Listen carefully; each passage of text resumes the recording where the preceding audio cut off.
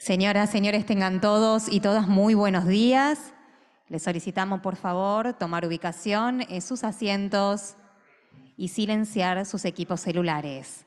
En breve daremos inicio al acto de presentación del quinto Curso Internacional de Derechos Humanos 2021, organizado por el Centro Internacional para la Promoción de los Derechos Humanos, UNESCO. Muchas gracias.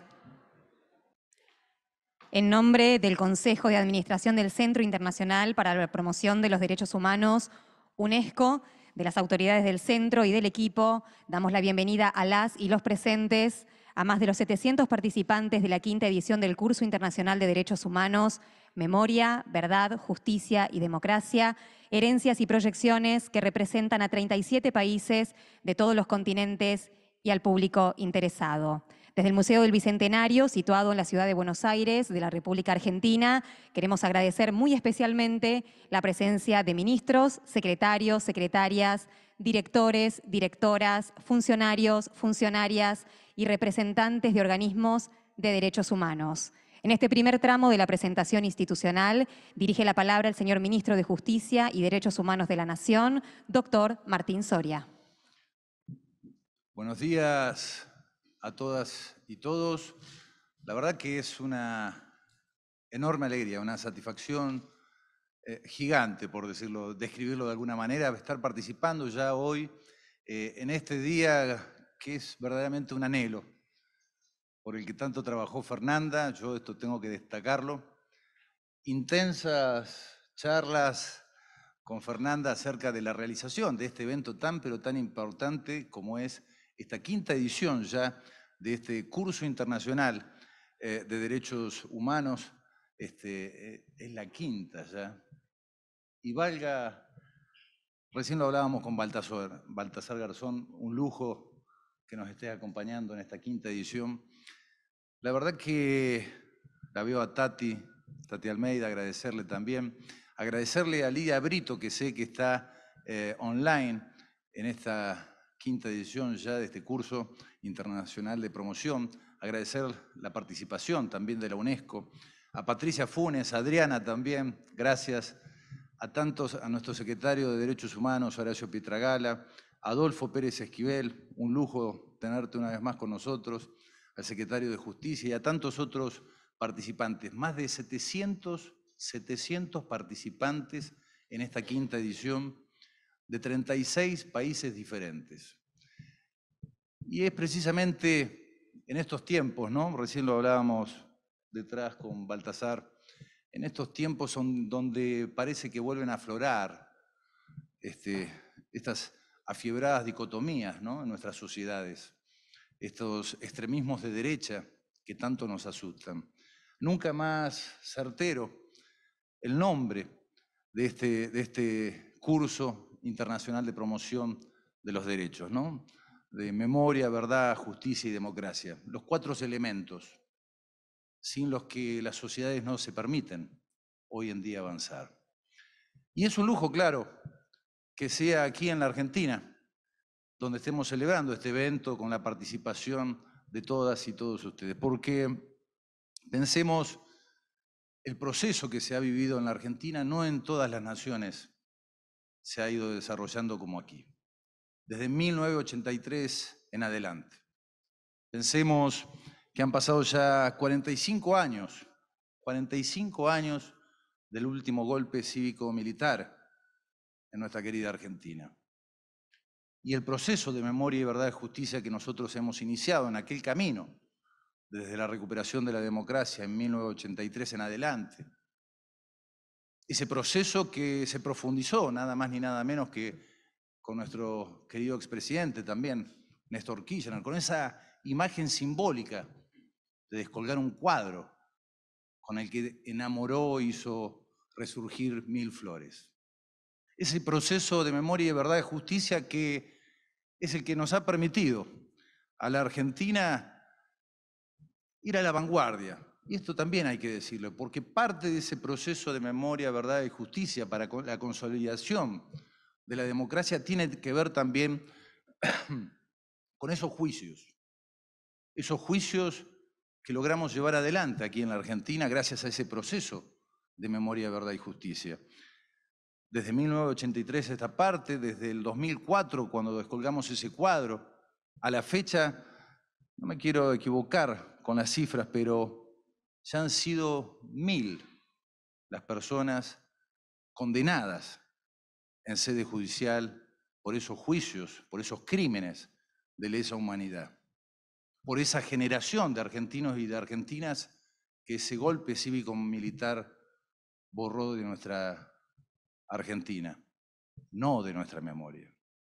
Y en ese proceso, en el cual la Argentina se destaca sin lugar a dudas, yo no puedo dejar de destacar la creación, por ejemplo, del centro, el equipo de argentino de antropología forense, el EAF, otro organismo de vanguardia, sin lugar a dudas, que ha servido también a esa recuperación de la memoria, de la verdad y la justicia, no solamente en la Argentina, sino en todo el continente latinoamericano, desarrollando búsquedas para el esclarecimiento de hechos.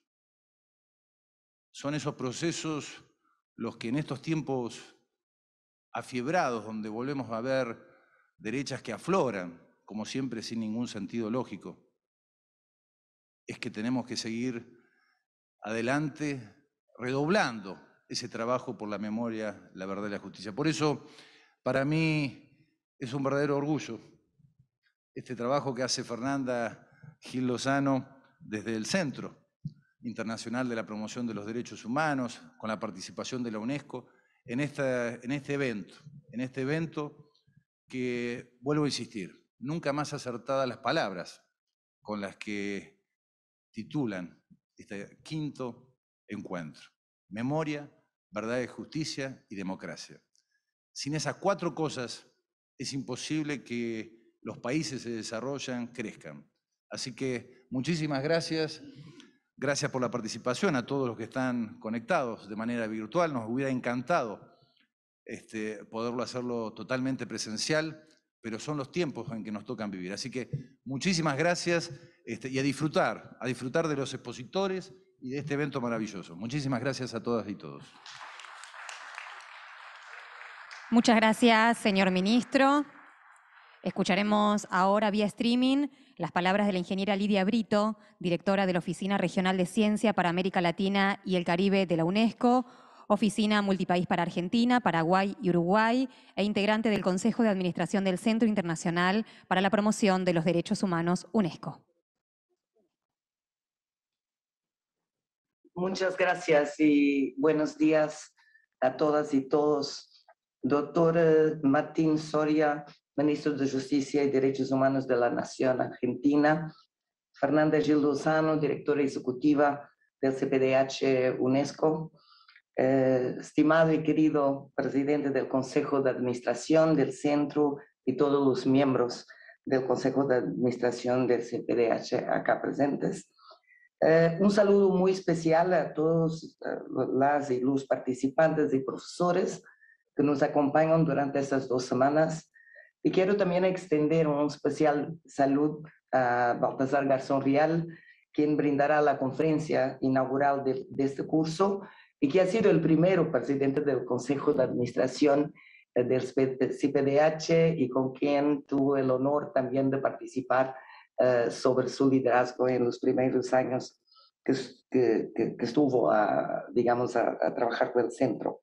Para la UNESCO es un privilegio apoyar esta 5ª edición del Curso Internacional de Derechos Humanos, organizado por nuestro centro, categoría 2, el Centro Internacional para la Promoción de los Derechos Humanos, CPDH, que está basado en Argentina. Este centro es una pequeña joya para la UNESCO. Es el primer centro categoría 2 que creamos, especializado en derechos humanos, y es el único bajo el sector de ciencias sociales y humanas en América Latina y el Caribe. Nos sentimos muy orgullosos desde la Oficina Regional de Ciencias de UNESCO para América Latina y el Caribe de apoyar este curso desde su creación. Estamos en la 5ª edición. La Argentina y el centro saben del compromiso que tiene la UNESCO con el fortalecimiento y la consolidación del CPDH a nivel internacional y nuestro interés de que continúe su rumbo en la promoción y defensa de los derechos humanos en todo el mundo. Aprovecho para agradecer y felicitar a la Argentina por su apoyo al centro. Esto habla mucho habla muy bien del compromiso del país con los derechos humanos y su liderazgo para que este tema se mantenga vivo en la agenda internacional. Confiamos en que conjuntamente seguiremos fortaleciendo el centro y consolidando sus iniciativas. Y este curso es un buen ejemplo que van en el camino correcto de promover y profundizar los derechos humanos. En este curso, el curso de este año se dedica a un tema, como decía el señor ministro, por demás sensible e importante en esta región: memoria, verdad, justicia y democracia, particularmente por su naturaleza reparatoria. Lo sucedido en Argentina con los juicios y procesos de memoria, verdad y justicia constituye el primer caso en el mundo de juzgamiento sistémico por parte de los tribunales locales de los crímenes de lesa humanidad perpetuados en el propio territorio, siendo por eso Argentina un faro a seguir en la materia. Si bien vivimos momentos donde persisten grandes violaciones de derechos humanos en diferentes partes del mundo, como podrán ver durante este curso, también hemos tenido avances: creación de comisiones de la verdad y comisiones de expertos, apertura de sitios de la memoria, consolidación de instituciones internacionales y regionales de justicia, y tal vez lo más importante, la preparación de hombres y mujeres comprometidas con investigar, juzgar, monitorar graves violaciones de derechos humanos en diferentes partes del mundo. Desde UNESCO esperamos que este curso nos ayude a profundizar conocimientos, pero sobre todo que nos ayude a buscar estrategias de acción para superar los retos pendientes. Cada uno de los que está acá juega un rol en la defensa y garantía de los derechos humanos. Confiamos que los participantes terminarán el curso con más herramientas que pueden poner en práctica en sus propios contextos. Aprovecho esta ocasión para despedirme. Estoy en cambio de misión, voy de regreso a mi continente y en diciembre asumo una nueva oficina, que es la oficina regional en Harare, Zimbabue. Así que para mí también es un gran placer, un gran honor estar con ustedes esta última vez en esta apertura de este quinto curso y aprovecho la oportunidad realmente para expresar mi gratitud, todo que aprendí con el CPDH, pero también con el pueblo argentino, con las autoridades argentinas, con las organizaciones de la sociedad civil argentina y de toda la región latinoamericana y caribeña. Alguien me preguntó qué regalo llevaba de regreso a mi continente y dice que es porque me siento también latinoamericana y caribeña después de 7 años trabajando mano a mano con todos ustedes y muchos otros que no estaban acá. Así que a través de ustedes digo hasta pronto, de certeza que voy a regresar a esta linda región y a la hermosa Argentina. Y espero efectivamente que el trabajo, porque el CPDH es un centro internacional, que podamos continuar a trabajar mano a mano con todos estos desafíos que tenemos en derechos humanos. Y por eso termino también de nuevo felicitando a Fernanda, a CPDH, a las anteriores directoras del centro y todos sus equipos que durante estos años que estuvo acá y que tuve el honor de hacer parte del Consejo de Administración, vi cuánto labor y cuánto compromiso tanto de la dirección y de los equipos del centro, pero en particular del gobierno argentino. Así que muchas gracias y un gusto compartir estos momentos con ustedes. Muchas gracias, señora Lidia Brito. Ahora escucharemos a la directora del Centro Internacional para la Promoción de los Derechos Humanos, UNESCO, Magíster Fernanda Gil Lozano. Muchas gracias. Hola a todos, a todas. Señor Ministro de Justicia y Derechos Humanos de la Nación, Martín Soria. Señora Directora de la Oficina Regional, Lidia Britos, que recién escuchamos. Doctor Baltasar Garzón, gracias por haber viajado especialmente para esta apertura, para esa charla magistral que todos necesitamos y esperamos ansiosamente y en breve escucharemos. También quiero agradecer especialmente a todos los representantes de los organismos de derechos humanos aquí presentes, a las madres de Plaza de Mayo, a las abuelas, gracias por haber venido, autoridades nacionales, estudiantes de todo el mundo, y para las madres especialmente como para las abuelas pido un gran aplauso por estar siempre.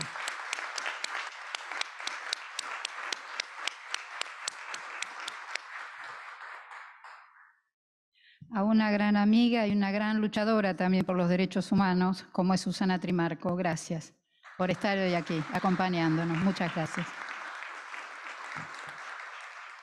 Es para mí un gran placer, desde el Centro Internacional para la Promoción de Derechos Humanos, darles la bienvenida a esta quinta edición del Curso Internacional de Derechos Humanos que hemos llamado Memoria, Verdad, Justicia y Democracia, Herencias y Proyecciones. Ante todo, debo decir que este evento de apertura, hoy aquí en el Museo del Bicentenario, un espacio tan hermoso, tan bello y emblemático, es posible gracias a la generosidad del señor presidente Alberto Fernández y todo su equipo de trabajo, en especial a Charlie Pisoni. Gracias. Muchas gracias por trabajar junto con nosotros.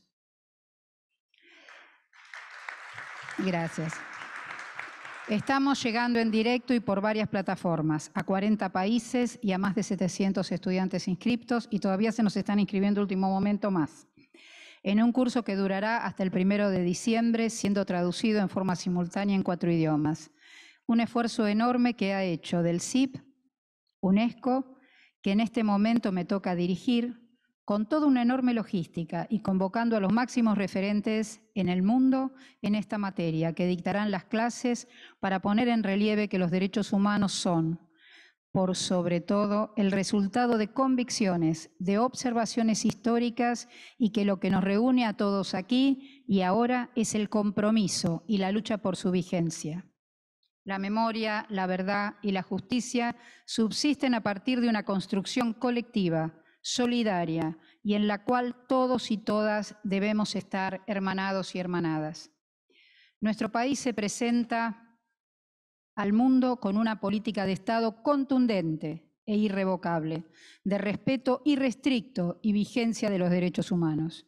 Precisamente en el marco del curso que hoy iniciamos, en nuestra intención, instar a todos y a todas a reflexionar sobre la base de la historia y en ese presente tan cargado de incertidumbre, acerca de los nuevos instrumentos que intentan conquistar nuestras vidas. La educación es el pilar esencial que nos permite revisar comportamientos, estudiar paradigmas y aceptar que es preciso construir un mundo diferente al que hemos tenido hasta ahora, donde el respeto a los derechos humanos, a la vida, a la integridad personal, sean los pilares democráticos donde anclar proyectos e incluir más y más derechos que las sociedades y las nuevas generaciones de hoy piden en una cambiante realidad mundial. La educación dota a las personas de conocimientos, capacidades, valores y competencias que les dan la posibilidad de vivir con dignidad y contribuir a las sociedades en las que viven. La educación, la ciencia y la cultura, áreas centrales de la UNESCO, son fundamentales para consolidar la paz, erradicar la pobreza e impulsar los objetivos de desarrollo sostenible de las personas, por las personas y para las personas. Hoy observamos un discurso de odio que está aumentando y que conlleva el peligro de quebrantar la cohesión social y la tolerancia, aumentando la xenofobia, el racismo y otras formas de fanatismo y discriminación. La historia nos ha mostrado que los genocidios y otros crímenes inhumanos comienzan con las palabras. Las violencias se desarticulan construyendo nuevos paradigmas que no olviden el pasado y con políticas públicas de inclusión y respeto a las diversidades, a las libertades individuales y que incluyan cambios concretos en la agenda mundial. Tenemos la responsabilidad colectiva de hacer frente a toda provocación para evitar más violencia en el futuro. E insisto en que la educación y la formación de líderes en derechos humanos es una herramienta indispensable. La enseñanza transforma vidas, construye sentido y es el motor más poderoso para enfrentar los desafíos que cada momento histórico demanda, con la igualdad de género como principio subyacente. Les doy la bienvenida a todos y todas. Serán días de gran aprendizaje para todos quienes se han anotado en el curso, que no son solo estudiantes, sino miembros de organizaciones de la sociedad civil, empleados y empleadas de distintos ámbitos, rectores de universidades, que serán los reproductores cotidianos de las herencias y proyecciones que abordamos en este quinto curso internacional. Memoria, verdad y justicia, y por sobre todas las cosas y contra todo el negacionismo, son 30.000 desaparecidos. Muchas gracias. Muchas gracias, señora Fernanda Gil Lozano. Agradecemos las palabras de las autoridades y damos por inaugurada la quinta edición del Curso Internacional de Derechos Humanos, Memoria, Verdad, Justicia y Democracia, Herencias y Proyecciones, organizado por el Centro Internacional para la Promoción de los Derechos Humanos, UNESCO. A continuación, hará uso de la palabra la doctora Patricia Funes, directora académica de este curso internacional, quien explicará los principales nudos temáticos de este curso. Muchas gracias. Señor Ministro de Justicia, Martín Soria, qué gusto. Señora Directora Ejecutiva del Centro Internacional para la Promoción de los Derechos Humanos, Fernanda Gil Lozano, señora Directora de la Oficina Regional de Ciencia para América Latina y el Caribe de la UNESCO, Lidia Brito, funcionarios, miembros de organismos de derechos humanos, queridas madres, querido Adolfo Pérez Esquivel, Premio Nobel de la Paz, público presente. Buenos días o buenas tardes, según las latitudes diversas en las que están compartiendo esta presentación de la edición del quinto curso de Centro Internacional para la Promoción de los Derechos Humanos de UNESCO. Acá estamos desde la ciudad de Buenos Aires, capital de la República Argentina, un país que en el siglo pasado estuvo atravesado por 6 golpes de Estado militares, llegando al paroxismo en la última dictadura cívico-militar entre los años 1976 y 1983, que conjugó la denominada guerra interna, entre comillas, con las más aberrantes violaciones a los derechos humanos, y la guerra externa, la guerra de Malvinas. Corrían años de plomo en América Latina. Entre mediados de la década del 60 y del 70, las Fuerzas Armadas tomaron el poder por medio de golpes de Estado en Brasil, en Bolivia, en Chile, en Uruguay, en la Argentina, sumada a la larga experiencia autoritaria del Paraguay. Estas dictaduras estuvieron articuladas por medio del plan u operativo Cóndor, un plan para perseguir, asesinar y desaparecer. En Centroamérica, las guerras civiles no exentas de injerencias externas también dejaron un saldo luctuoso de muertos y desaparecidos. Probablemente fue en Guatemala la antesala y advertencia de la doctrina de seguridad nacional en la región, luego del golpe que derrocó a Jacobo Arbenz. Durante el periodo de Efraín Ríos Montt, hubo miles y miles de guatemaltecos y guatemaltecas asesinados y desaparecidos, de los cuales el 83% eran pueblos indígenas. A la larga guerra civil en Colombia, según la Unidad de Atención Criminal a las Víctimas, se han reportado hasta hoy más de 8 millones de personas afectadas desde 1985. El continente africano también fue escenario de los estragos de la Guerra Fría y de la implementación de la doctrina de la seguridad nacional. En países recientemente, entonces, descolonizados, con intervenciones directas o indirectas de potencias mundiales, que iniciaron largos ciclos de dictaduras y genocidios multitudinarios, deudores de las grandes riquezas y de la voracidad de los países centrales desde el siglo XVI hasta nuestros días. Todos conocemos la relación entre derechos, libertades y democracia desde el comienzo de la modernidad.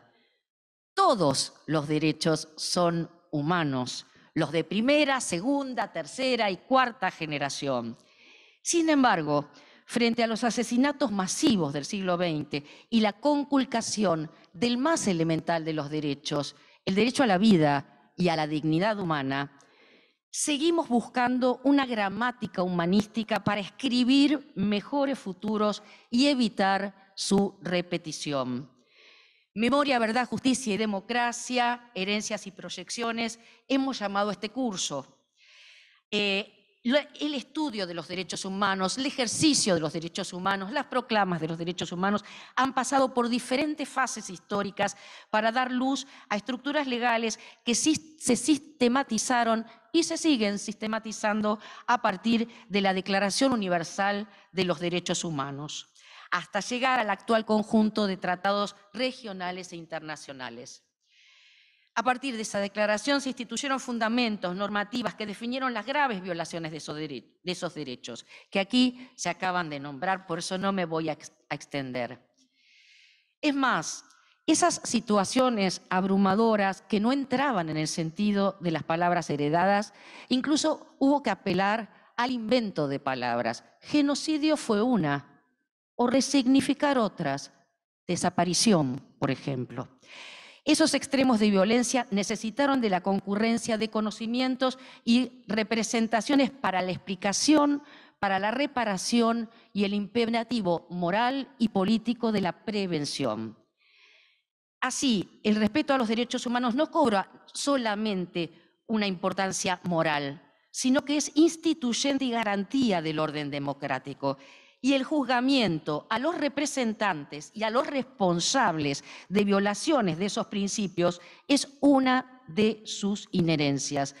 Porque como escribió Yosef Yerushalmi, el antónimo del olvido no solo es la memoria, es la justicia. En este país, con la recuperación democrática y desde el juicio a las juntas militares en 1985, no sin momentos regresivos, los juicios penales a los responsables de crímenes de lesa humanidad, que tuvieron un histórico impulso a partir del año 2003, siguen en curso, con todas las garantías de la ley. Se cumplen 15 años de la reapertura de las investigaciones judiciales que fueron interrumpidas por las leyes de punto final, obediencia debida y los indultos. El ministro acaba de recordar y de poner en valor la cantidad de juicios penales y de perpetradores que están en las cárceles y otras causas que aún están en curso. Los invitamos entonces a analizar las relaciones que anudan, que traman memoria, verdad, justicia y democracia en el pasado, pero para el futuro. Finalmente, ante los desafíos e incertidumbres que plantea la pandemia global, del crecimiento de opciones autoritarias y antidemocráticas, de recusación oscurantista de la ciencia, un mundo que se vislumbra aún más desigual, y en la región, nuevas formas de intervenciones contra gobiernos democráticamente elegidos, cabe preguntarse por la memoria cercana en el tiempo, y reformular nuevas cuestiones acerca de la verdad en tiempos de fake news o de posverdad y sobre la justicia en contextos de lawfare. El curso se desarrollará en 10 mesas temáticas de manera remota y sincrónica a lo largo de 7 días, 6 clases asincrónicas y una visita virtual sincrónica al Centro Ana Frank de la Argentina. Para aquellos que nos están mirando, todavía tienen tiempo para inscribirse y poder realizar esa visita. Un agradecimiento muy especial es a la dedicación a los 50 expositores, profesores que van a dictar este curso en mesas temáticas, en conferencias magistrales, por su generosidad y por su compromiso, así como también el agradecimiento a los más de 700 inscriptos que tenemos a lo largo y a lo ancho del mundo. Gracias por la confianza y gracias por recibir esta convocatoria. Un agradecimiento muy especial es a la directora del centro, Fernanda Gil Lozano, y además, y por supuesto, a los trabajadores y las trabajadoras de ese equipo profesional y dedicado del Centro Internacional para la Promoción de los Derechos Humanos, que trabajaron muchísimo en la compleja pero ilusionada organización de este curso. Muchas gracias. Muchas gracias, señora Patricia Funes. Ahora escucharemos al doctor Baltasar Garzón Real, jurista español de renombre internacional, ex juez y magistrado de la Audiencia Nacional hasta el 2012, expresidente del Consejo de Administración del Centro Internacional para la Promoción de los Derechos Humanos, UNESCO, presidente de FICAR y miembro del Consejo Latinoamericano de Justicia y Democracia del Grupo de Puebla. Con ustedes, el doctor Baltasar Garzón Real. Muchísimas gracias. Buenos días a todas, a todos, amigas, amigos, señor ministro, señor secretario de Justicia, Derechos Humanos, directora del CIPDH. Realmente me encuentro entre amigas y amigos. Tati, Adolfo, Ana, tantas gentes buenas. En mi tierra decir buena gente o gente buena es el mejor piropo que se le puede dar a una persona. Y recordaba mientras se hacía la presentación, un ya lejano 2005, año en el que yo conocí físicamente al presidente Néstor Kirchner. Le contaba el domingo a la directora del centro una anécdota que aconteció con Héctor Timerman, que es quien hizo de introductor. A mí me había leccionado que el presidente se ponía muy nervioso después de 20 minutos de entrevista y que había un signo que te lo detectaba inmediatamente, y era que la mano derecha sobre la pierna derecha empezaba a hacerse así a la altura de la rodilla. Yo entré un poco cohibido y solamente me fijaba en la mano derecha a ver cuándo se bajaba y empezaba a dar, ¿no? Bueno, estuvimos cerca de 2 horas y al final tuve yo que decir: presidente, nos tenemos que ir porque su mujer nos está esperando en la ESMA para enseñarnos la Escuela Mecánica de la Armada, ¿no? Y en esa reunión hablamos por primera vez del CIPDH. No tenía ese nombre, pero él tenía una idea y me la compartió. Yo asimismo dije, creo que es una iniciativa, es una proyección desde el sur hacia ese componente hegemónico muchas veces de los derechos humanos que viene siempre desde el norte hacia abajo.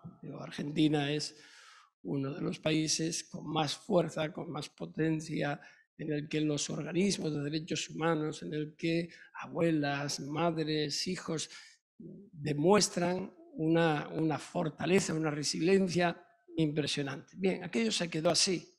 Después la historia vino como vino y un 15 de mayo de 2010, un día después de que a mí me suspendieran en mis funciones por iniciar la investigación de los crímenes franquistas en España, se celebró la cumbre iberoamericana de jefes de Estado y recibí la llamada de la embajada argentina en España, donde estaban participando en la cumbre la presidenta de Argentina, Cristina Fernández de Kirchner, y también le acompañaba Néstor. Fueron los primeros líderes, la primera jefa de Estado que me recibió. Después, en esos 2 días siguientes, tengo que decir que todos los líderes latinoamericanos me llamaron, me recibieron para prestarme su apoyo y solidaridad. Y en esa segunda ocasión, de nuevo, el presidente me dijo, tenemos un tema pendiente, usted y yo. Yo no caí en ese momento, no sabía a qué se refería, quizás por la tensión, ¿no? Y digo, claro, presidente. Dice, no, tenemos el tema pendiente de los derechos humanos. Y ahí ya recordé bien, y después ya cuajó la iniciativa, y yo agradezco a Néstor Kirchner y sobre todo a la presidenta Cristina Fernández de Kirchner que pensaran en mí como el primer presidente de este centro a partir de 2013, de diciembre de 2012, realmente andadura en la que me acompañaron algunas de las personas que están hoy aquí Adriana Arce, que fue la primera directora del centro, y tantos otros jóvenes y no tan jóvenes como yo, que trabajamos de firme para posicionar lo que creo, y aprovecho también para saludar a Lidia Brito, lo que debe ser, desde mi punto de vista, este centro, este faro de Alejandría, decía yo en aquella época, y me lo recordaba Adriana, de los derechos humanos desde el sur, con una visión de sur-sur o incluso de sur-norte, porque las experiencias traumáticas en muchísimas ocasiones nos han puesto en una posición de privilegio también para enseñar, también para educar. La robustez democrática de cualquier país se mide por la adhesión a una serie de derechos políticos y de libertades civiles recogidos en los diferentes tratados internacionales a los que se adhieren esos estados. Es decir, la defensa de los derechos humanos. Estos no se pueden aplazar, ni hipotecar, ni disimular, ni escamotear, ni abstraer, ni distorsionar, ni mutilar, ni pervertir. Norberto Bobbio decía que el único lenguaje posible en la humanidad es el de los derechos humanos. Estos, frente a las posiciones conservadoras, no son una construcción teórica para el aprendizaje especializado o una especie académica del deber ser, sino esencialmente un desarrollo práctico, una construcción humana participativa en la dinámica de actuación de los movimientos sociales. La visión teórica y académica de los derechos humanos se representa como un conjunto de normas que son estudiadas dogmáticamente por categorías, definiendo una serie de compartimentos estancos que exponen una visión esclerotizada de los mismos. Esta visión no tiene en cuenta, como dice el sociólogo Boaventura de Sousa Santos, que antes que nada son elementos fundamentales de la convivencia humana, que se anteponen a la concepción económica de la sociedad como parte de una superestructura globalizada de dominación corporativa y que exigen un aprendizaje práctico que los eleve de esa construcción teórica al debate político constructivo de los mismos, en el seno de una sociedad comprometida y militante y con la finalidad de dar forma y consolidar los procesos sociopolíticos de construcción democrática y un desarrollo humano diferente según los espacios y culturas en los que acontezca. Los teólogos de Salamanca, de la Salamanca española renacentista, lo sabían muy bien.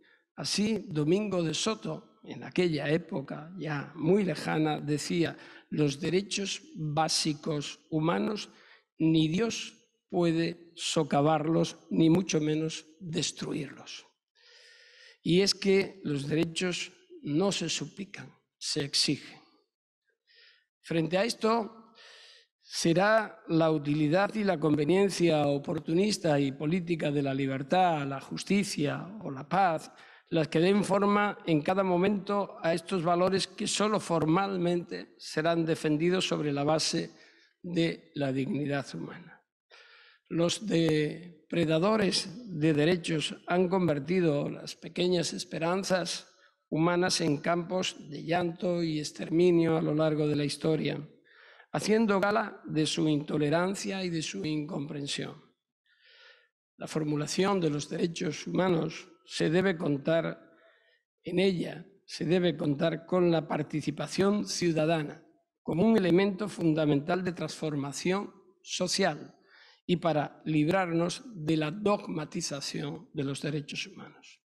Y para que las acciones de transformación social sean algo real, tangible y perdurable, se precisan protagonistas competentes, es decir, apegados a la realidad, y reflexivos, es decir, conocedores de las dinámicas sociales, tanto a nivel internacional como intercultural, para que construyan una praxis eficaz de los derechos humanos, superadora de los tópicos tradicionales que rodean algunos planteamientos profesionalizados de los mismos en un contexto teórico y político patriarcal en los que los derechos humanos, constituyen un elemento más de dominación, de globalización hegemónica. Frente a estas construcciones patriarcales y tutoras de los derechos humanos, insisto, se precisa una reformulación práctica de los mismos que consolide el dinamismo participativo y transversal hasta obtener una globalización, una universalización de los derechos y deberes contra la hegemónica alternativa.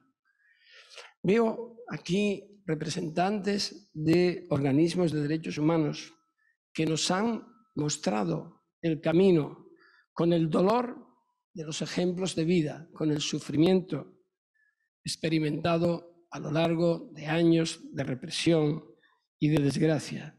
Ellos son ese faro de Alejandría, esa guía que nunca debemos perder cuando aboguemos por un avance, por una modernización en la visión de los derechos humanos. La meta de cualquier persona que aspire a vivir en una democracia debe ser el respeto al derecho ajeno.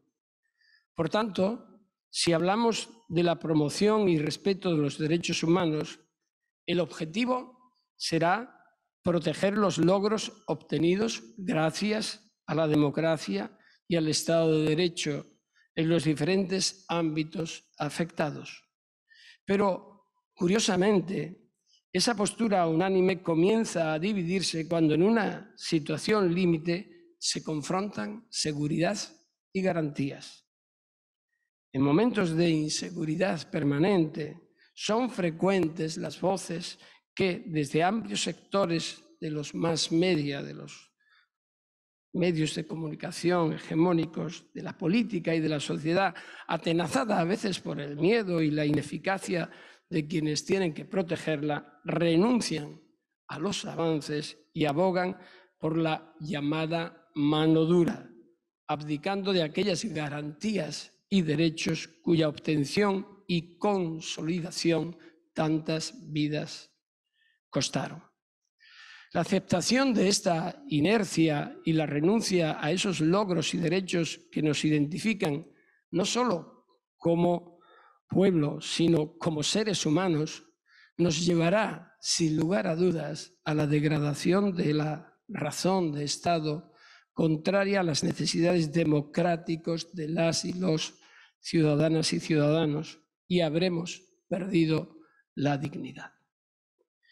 Deberemos, por tanto, buscar las causas de esa degradación y determinar quiénes, teniendo que aplicar las normas, proteger los derechos e implementar el sistema de confrontación global para acabar con aquellas lacras desde la legalidad y la ética en la acción pública, no lo han hecho y impiden que otros lo hagan. Empoderar a quienes son los verdaderos titulares de los derechos y deberes podrá ayudarnos a dimensionar el riesgo de la pérdida a la que nos enfrentamos si no somos capaces de identificar los mecanismos por medio de los cuales esa defensa sea una realidad. La pobreza de millones de personas, la inseguridad de otros tantos, la falta de futuro para las generaciones más jóvenes, la corrupción que en forma implacable se ceba sobre las relaciones económicas, perjudicando gravemente a toda la sociedad y afectando de forma severa a la igualdad de oportunidades de todos y de todas. La discriminación, la marginación del diferente por razones de sexo, de raza o religión, la estigmatización de quienes forman parte de los pueblos originarios perseguidos y violentados en el ejercicio de sus derechos ancestrales, de los migrantes y refugiados, etc., son algunos de los desafíos a los que nos enfrentamos.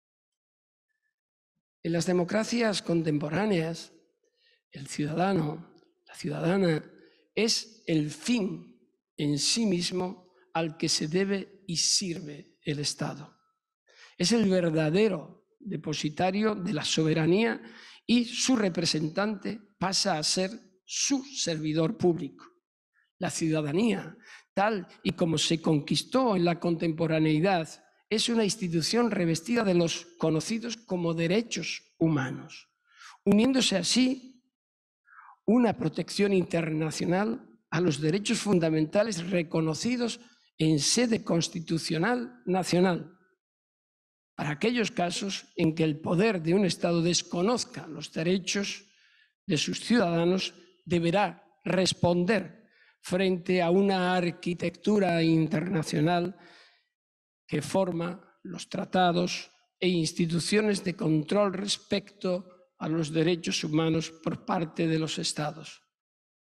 Sistemas interamericanos, sistema de Naciones Unidas, sistema de otros tribunales u organismos de protección de los derechos humanos, etc. Estos logros en el plano de los derechos humanos parecían consolidados, pero sin embargo corren un verdadero y tangible peligro. Vivimos la confrontación de dos concepciones de poder. El verdaderamente democrático, basado en la ética que busca la reducción de la brecha entre los que más tienen y los que menos disponen, una redistribución de la riqueza, la protección efectiva de los más vulnerables, la protección de los pueblos originarios, además de un desarrollo sostenible y autogestionado en armonía con la naturaleza, y en la transparencia, y frente a él, el tradicional, el clientelar, el vicario, fiel a las estructuras opacas que no han sido elegidas democráticamente, pero que controlan los hilos en beneficio propio. La batalla entre ambas concepciones es vigente y actual. La primera concepción se basa en la visión progresista y humanista de una sociedad en constante evolución. El segundo, en el gobierno de los mercados, en el que los ciudadanos ocupan un segundo o un tercer plano. Cuando se eliminan los valores y las convicciones de los ciudadanos, dejan de estar impulsados por la ética, por el mérito, por el rehambre personal de las iniciativas colectivas, se pierde la mirada al otro y la solidaridad y el afán por la convivencia, y se cae de forma irremediable en la obsesión por la búsqueda del propio beneficio, el egoísmo y el desinterés hacia quien también se integra en el mismo grupo. Todo vale, siempre que el fin último sea el provecho personal y la cultura de un malentendido triunfo basado en la obtención de riquezas y en su propia preponderancia. La defensa de los derechos humanos no debe ser una responsabilidad solo de unos cuantos o muchos activistas. La presencia de los mismos es fundamental, pero debe ser una finalidad en sí misma por parte de todas y de todos. Los problemas debemos resolverlos de la mano. Nadie tiene derecho a no colaborar en la mejora del sistema democrático, porque sus omisiones, las omisiones de todas y de todos, lo dañan y perjudican a los demás, por lo que cada uno que cumpla tiene derecho a exigir que lo hagan los demás en igual medida e intensidad. Los procesos educativos resultan esenciales para una verdadera formulación práctica de los derechos humanos. Con la educación, el futuro de la humanidad está garantizado. La ausencia de mecanismos de participación contribuyen a la burocratización de los derechos humanos y al dominio de las élites dogmáticas, políticas o académicas. Por ello, la sociedad, a través de los movimientos populares participativos y abiertos, debe intervenir en la formulación de esas políticas educativas y de derechos humanos como un mecanismo de cohesión, fortalecimiento y democracia. La educación en materia de derechos humanos no puede concentrarse en el aprendizaje exclusivamente teórico de los mismos. No puede limitarse a la reproducción como un mantra tan formal como ineficaz.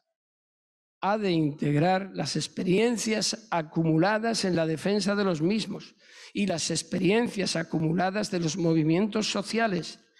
No se trata de ser expertos o expertas, sino de vivir y practicar los derechos humanos, pero también, evidentemente, de conocer. La educación en derechos y deberes de quienes ejercen la política y el servicio público en general resulta algo fundamental. Y, por supuesto, los procesos formativos deben extenderse a los entes corporativos económicos, financieros o bancarios y a la exigencia de asimilación y cumplimiento de estándares internacionales en materia de derechos humanos en el desarrollo de sus actividades corporativas, porque éstas afectan directamente a la ciudadanía.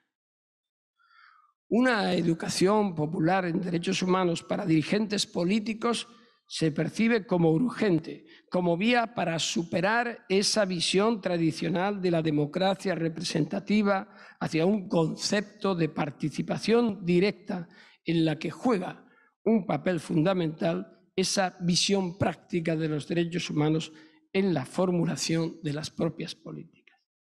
Una educación en valores democráticos de promoción de la tolerancia, la conciencia, el respeto irrestricto a la diversidad, a la diferencia como pilares sobre los que asentar el crecimiento del mundo, en el que situarse de compenetración, conocimiento y asimilación y, por tanto, de transformación de derechos humanos como una constante para que la sociedad actual consiga fortalecer los liderazgos de base a los de élite.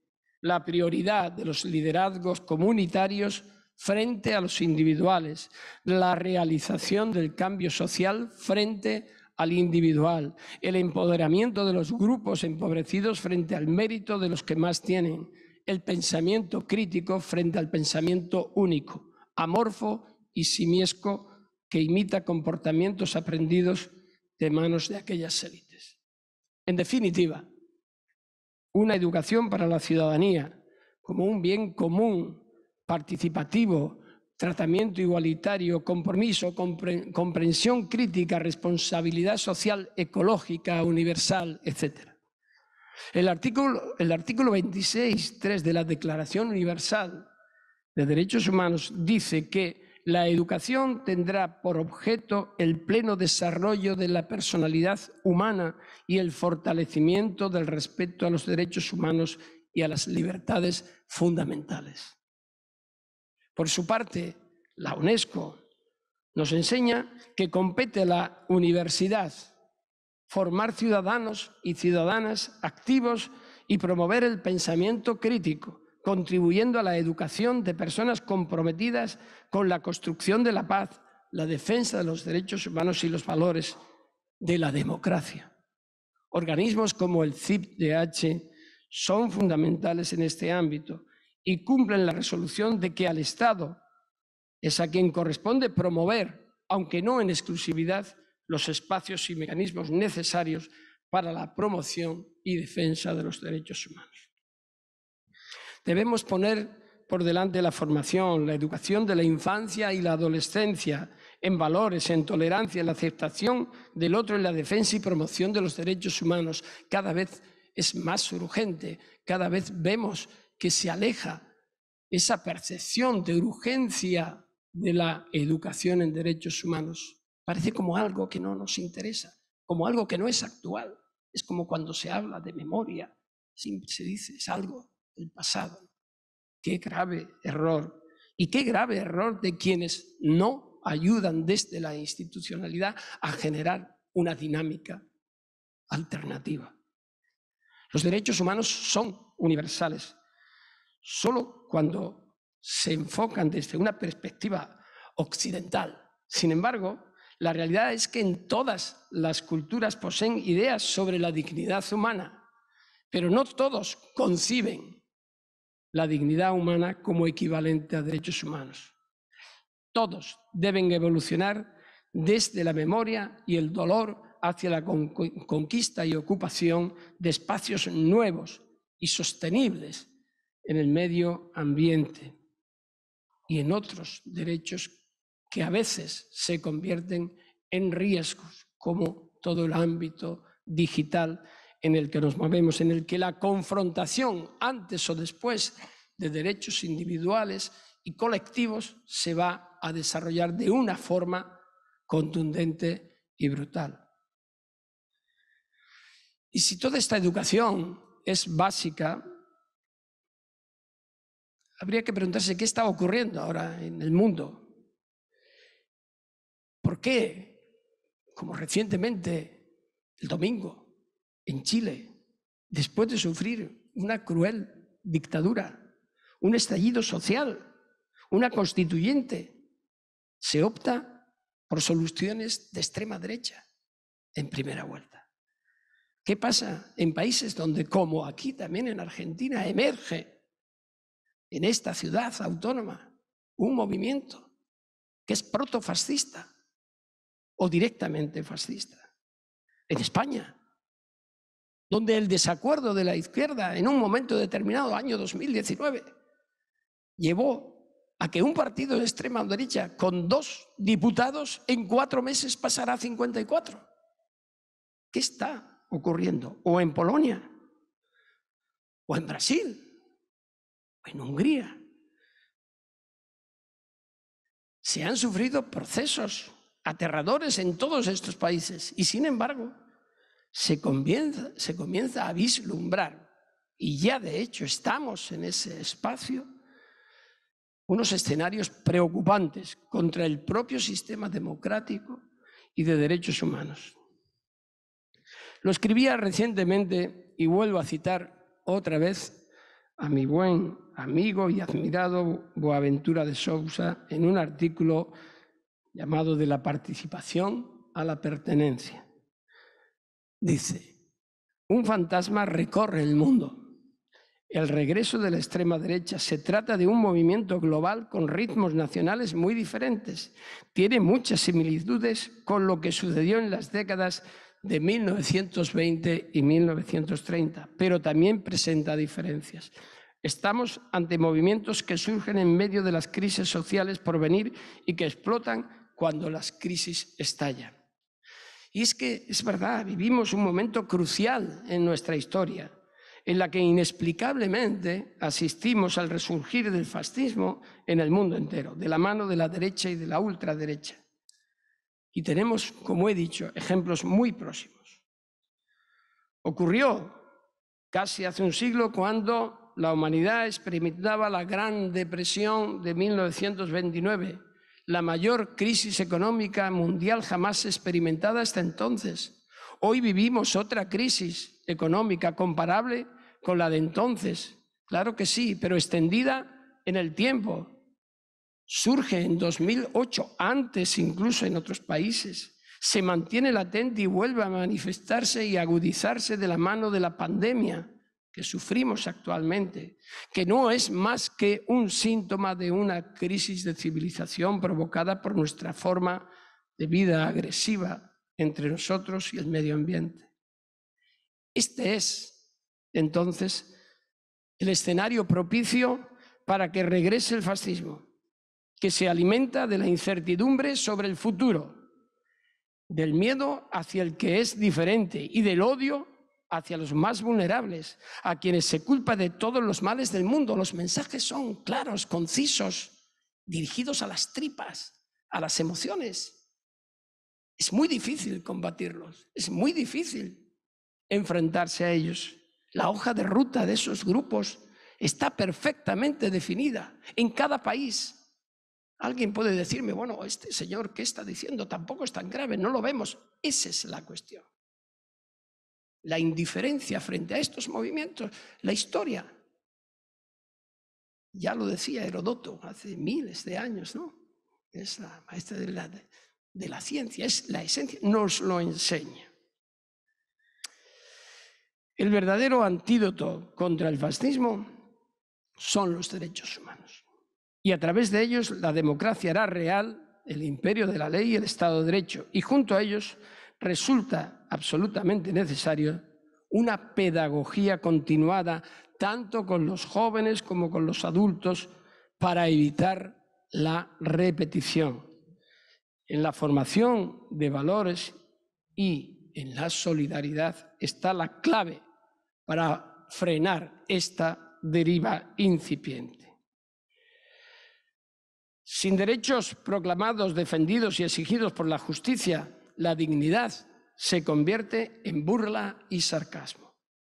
La confianza y el respeto hacia los jueces son elementos imprescindibles para garantizar que el sistema jurisdiccional sea eficaz.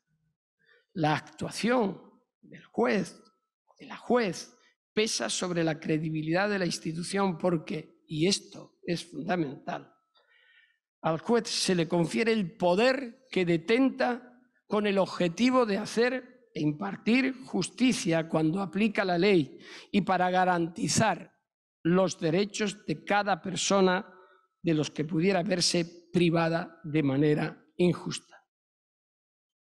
Sin embargo, la confianza y el respeto no se producen por generación espontánea. La toga, los símbolos del poder de los jueces, el juramento o promesa ante la Biblia o ante la Constitución, no son suficientes para garantizar la legitimidad en el ejercicio del cargo. La confianza y el respeto hay que ganárselos a pulso, día a día, y la forma de hacerlo es tomar decisiones justas y bien fundamentadas. Si la justicia consiente que el poder se torne intolerante o se inhiba a la hora de exigir responsabilidades, la violencia se enseñorea y nos hace testigos de cómo puede subir la vertiginosa temperatura del odio y de la venganza. Sin una justicia independiente, comprometida con la libertad y la tolerancia, y firme contra la violencia y en la exigencia de garantías, cualquier intento de regeneración del tejido de la dignidad humana se torna en una empresa inútil. En suma, la justicia reside en el pueblo, no en los jueces, que son simples administradores de esta. Ya sé que es una obviedad, pero quizás porque es una obviedad se olvida reiteradamente. Y jueces y procuradores se consideran investidos de ese poder hasta el punto de confundir que son servidores públicos, que son ellos los que tienen que servir a los verdaderos titulares de ese poder. La sociedad debería tener la posibilidad de aportar su opinión sobre los candidatos a desempeñar, por ejemplo, la labor de gobierno de los jueces, para el mejor fin de aplicarlo con eficacia, eficiencia, transparencia e independencia. Se consideran espacios de élite, se marginan los ciudadanos. Los ciudadanos tienen miedo de ir a la justicia cuando deberían de sentirse abrazados, protegidos. Sin embargo, cada vez parece como que, y el boato contribuye a ello, está más alejada la justicia.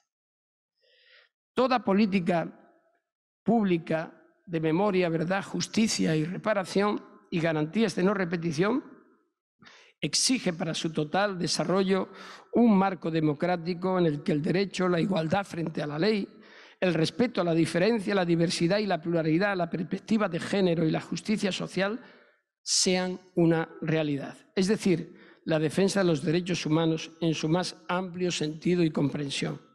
Sin democracia no puede haber verdad, ni memoria, ni verdadera justicia en el sentido de una justicia integral, orientada hacia la protección y reparación de las víctimas. Una justicia que ponga en el centro de su desarrollo los intereses más necesitados de protección. Es esencial, por tanto, para conceptuarla como verdaderamente democrática. Y ello porque un sistema de restricción de derechos o un sistema autoritario, el Estado de Derecho en el mismo sería un simulacro y primaría siempre los intereses de los más fuertes, poderosos social y políticamente en detrimento de los más vulnerables. El servicio público de la justicia es el nexo entre la institucionalidad y la ciudadanía y se sirve del derecho como el instrumento para protegerlo frente a los abusos del propio Estado y frente a los demás, a la vez que comporta obligaciones y responsabilidades derivadas del hecho de vivir en sociedad. El uso arbitrario del derecho supone la degradación de la convivencia democrática y la desaparición del propio Estado de Derecho. En este proceso de dignificación de la democracia frente a la opresión de los poderes fácticos, ¿qué papel debe jugar la justicia? Desde luego, la justicia que fortalezca la democracia no puede ser la que acompañe a los poderosos, a los que diseñan los espacios de poder para someter a los ciudadanos, sino el poder que, emanado del pueblo, sirve para confrontar a aquellos poderes y exigir la protección de éste frente a los mismos. Los pueblos latinoamericanos han sufrido y aún sufren esa justicia vicaria del poder político, heredada en gran medida de una justicia colonial impuesta, extraña a sus propias costumbres, administrada selectivamente y a favor de los intereses económicos de la metrópoli, intereses que bajo nuevos esquemas neocoloniales se siguen reproduciendo con nuevas fórmulas, ahora tuteladas por grandes instituciones internacionales en que la mano de los más poderosos sigue atando las de los más vulnerables, agrandando abismalmente la brecha entre unos y otros. Pero que esto sea así no excusa para que reivindiquemos mecanismos de justicia realmente independiente, con altas dosis de imparcialidad y compromiso ciudadano o de servicio público, que erradique de una vez la visión tradicional y la sumisión y garantice realmente los principios universales de igualdad frente a la misma. Poner en marcha este control de calidad democrático del poder no es responsabilidad solo de unos cuantos o muchos activistas, sino una finalidad en sí misma por parte de todos. El problema de base es la utilización de la judicatura por parte de la política y más aún la simbiosis judicial que se da en determinados casos con la esfera política, a los que en ocasiones parecen apoyar con entusiasmo. Los jueces deben servir los intereses de la justicia y de la ciudadanía, no los coincidentes con el partido político que los ha promovido al cargo o que los ha elegido para integrar el órgano de gobierno de los jueces. Cuando la discrecionalidad se transforma en arbitrariedad, se pervierte la esencia del rol mismo del juez. Me refiero, y se ha mencionado antes, al lawfare o a la guerra jurídica, que ha sido definida como el uso indebido de instrumentos jurídicos para fines de persecución política, destrucción de imagen pública e inhabilitación de adversarios políticos. Pero el lawfare, como práctica política de utilización de las instituciones jurisdiccionales, no es originaria, como pudiera pensarse por la expansión actual del término, de los países de América Latina. No. En estos, el statu quo económico que combate los gobiernos democráticos y populares es un hecho, pero proviene de los tiempos autoritarios donde se usó la justicia y los instrumentos jurídicos para fines políticos y bélicos. El nazismo fue la gran caja de resonancia del lawfare.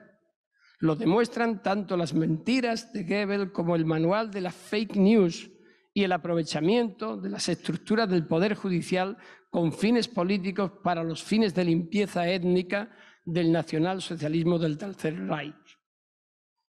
Por ello, es claro que sin los derechos que la justicia sustenta, la dignidad se convierte en una burla y desaparece la barrera que su existencia supone para que los poderosos hagan gala de la intolerancia y arrastren a la violencia. Su papel es fundamental para garantizar el camino de la regeneración y para que las víctimas no sean siempre las olvidadas de todos los conflictos y que consigan ser restituidas en la verdad que reclaman. Por tanto, la buena justicia resulta un elemento inseparable de la ética y la moral que deben regir la vida pública.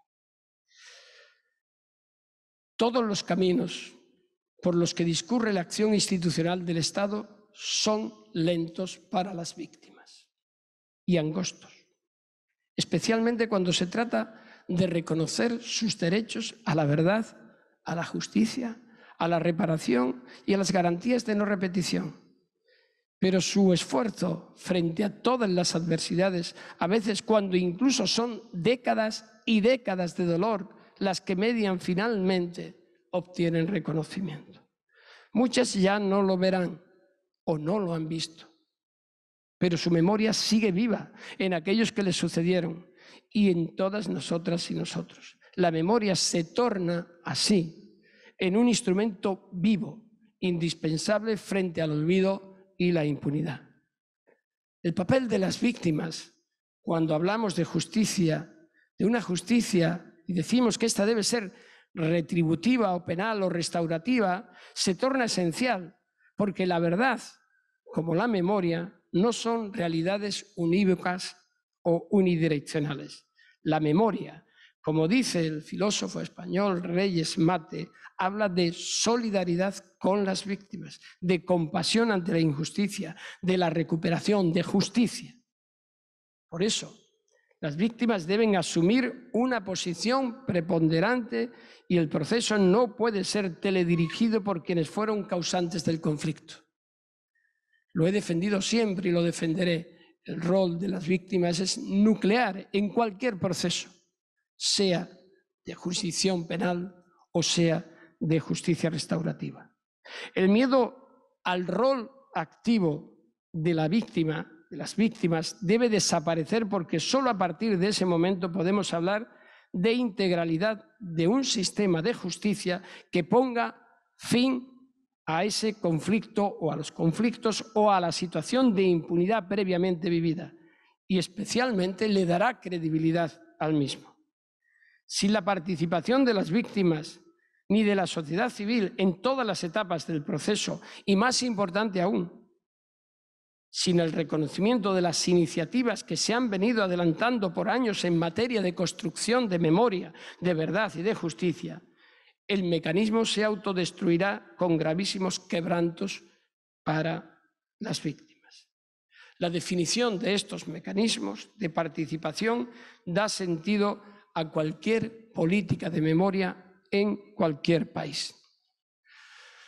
La justicia penal retributiva tiene efectos reparadores a través del desarrollo independiente e imparcial de la misma. Esta acción es necesaria y constituye el resultado de una lucha constante de las víctimas y una respuesta legal, ética y digna por parte de las instituciones del Estado que previamente y en momentos históricos concretos desempeñó el papel de perpetrador. La indiferencia institucional es una ofensa hacia las víctimas, es una revictimización constante. La justicia restaurativa es lo opuesto, es un acto de reparación y para reparar hay que escuchar, hay que indagar, hay que corroborar, reconocer y certificar lo ocurrido y el daño provocado, aunque ya no haya responsables a los que juzgar y condenar. Si la finalidad del derecho es resolver conflictos de relevancia jurídica, aquí hay una forma. Cuando la justicia penal ya no es posible de contribuir a resolver un conflicto jurídico y social arrastrado por la sociedad por décadas y décadas. Por ejemplo, en España. En España, más de 80 años. No ha habido justicia, ni penal, ni de ningún tipo. Se miente y se miente cuando dice que en España ha habido respuesta a los crímenes del franquismo. La única respuesta fue suspender al juez que investigaba.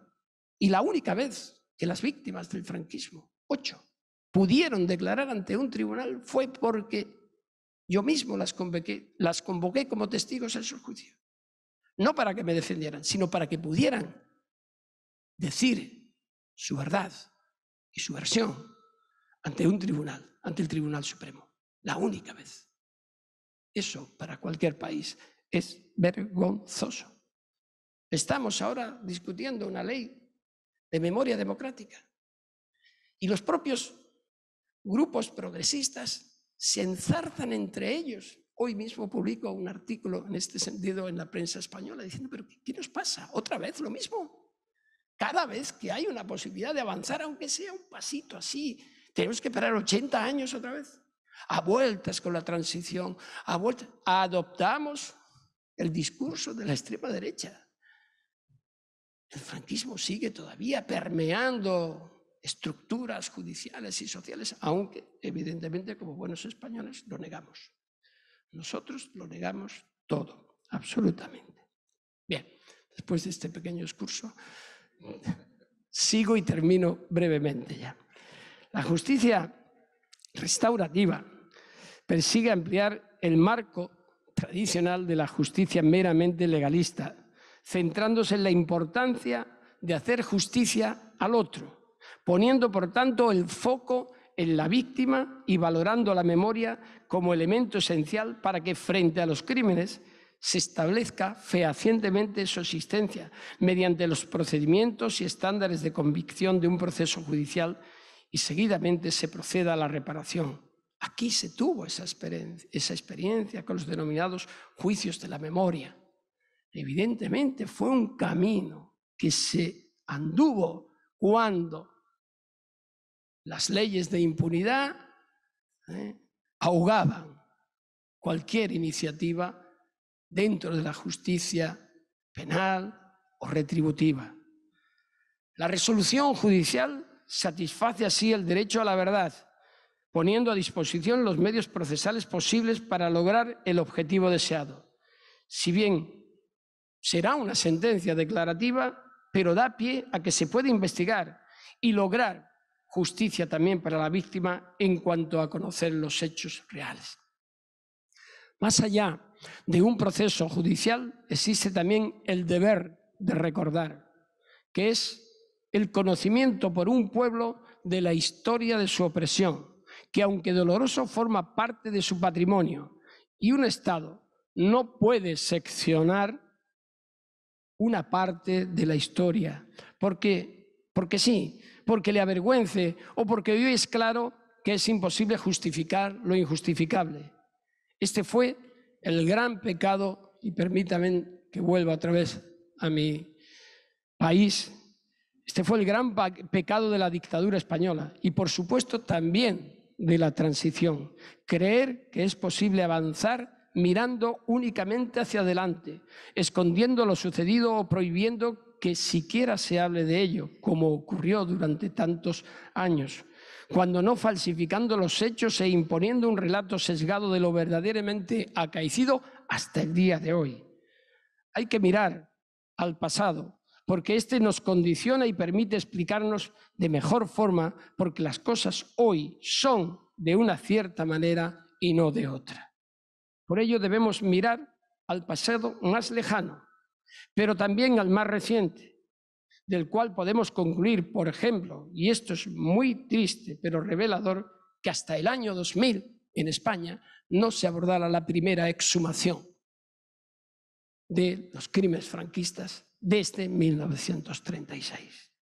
Y sobre todo, queridas amigas y amigos, no olvidar que la memoria es presente y futuro, y que resulta indispensable como base de las garantías de no repetición. Ninguna sociedad, insisto, ninguna sociedad es sólidamente democrática si se construye sobre el olvido. Muchísimas gracias. Muchas gracias, doctor Garzón Real. Agradecemos con este fuerte aplauso también a todas y todos los asistentes presentes y remotos.